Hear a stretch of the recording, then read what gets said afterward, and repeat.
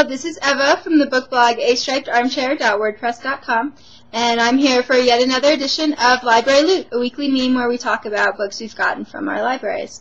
I have quite a few books to talk about, but I'm going to ramble anyway, so if you want the short version, just scroll down and you'll see the covers and the titles and just the basic information. Okay, so first up, we have Aya by Marguerite Daboué and Clément Aubry. So excited about this one. It's a graphic novel set in Côte d'Ivoire. I had a professor from Côte d'Ivoire in college, and he was really, really mean to the students who didn't know things or hadn't done their reading, but he was still so intelligent and awesome, and I loved his accent. So I read about this one over at Claire's book blog, Kiss a Cloud, and for some reason I thought our library didn't have it, but then I did a search one more time, and it popped up. So I can't wait to start reading it. The cover, I can't obviously show you the texture, but it feels like cloth. It's so nice, even though someone spilled something on it. Next we have Creating Your Best Life. To be honest, I have no idea how this ended up on my holds list, but I must have put it there. It's by Caroline Adams Miller and Dr. Michael Frisch. I think I put it on reserve because the subtitle is The Ultimate Life List Guide. Anyone who reads my blog knows that I'm obsessed with lists. I make them all the time. They make me really happy. You know, when I write them out, I write little checkboxes so that I can check things off. So I'm thinking that that's probably why it appealed to me. I don't really read self-help books that much, so it should be an interesting change. Next up we have The Pirate's Daughter by Margaret Césaire Thompson. This is for the Caribbean Reading Challenge, and I already had it on my list, but then Bybee over at Naked Without Books talked about how she had gotten Captain Blood for Mother's Day from her son. If you don't know it, it's an awesome pirate movie with Errol Flynn and Olivia de Havilland. So much better than Pirates of the Caribbean. Anyway, so this book has Errol Flynn in it. He moves to Jamaica in the 40s. So that's what made me think of it and decide that it was time for this. The Caribbean Lit Challenge, when I first signed up for it, I was a little nervous. I wasn't sure if I could find 6 books from the Caribbean. But it turns out they have a thriving literary culture, and I've loved all of the books that I've read so far. So you should definitely check out Caribbean authors if you haven't. Next up we have Life Along the Silk Road by Susan Whitfield.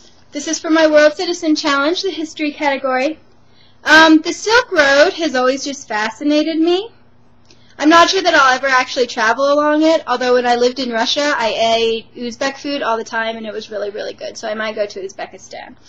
But this should be pretty cool, and it's pretty short for a history book, which for me is good, because I'm not a historian by temperament, so sometimes history books are a little long for me.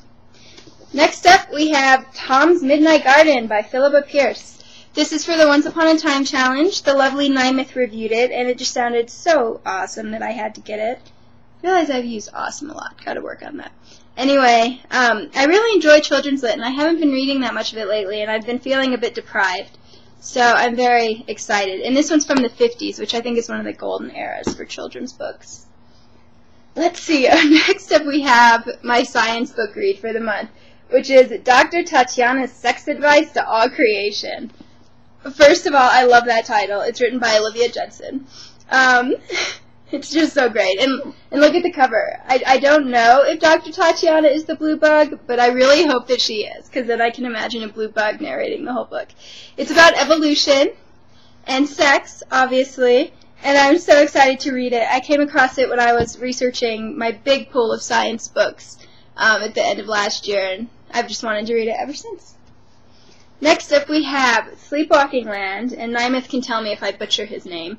Mia Couto, he's white Mozambique, so his native language is Portuguese. This is for the Lost in Translation Challenge. It's translated from Portuguese.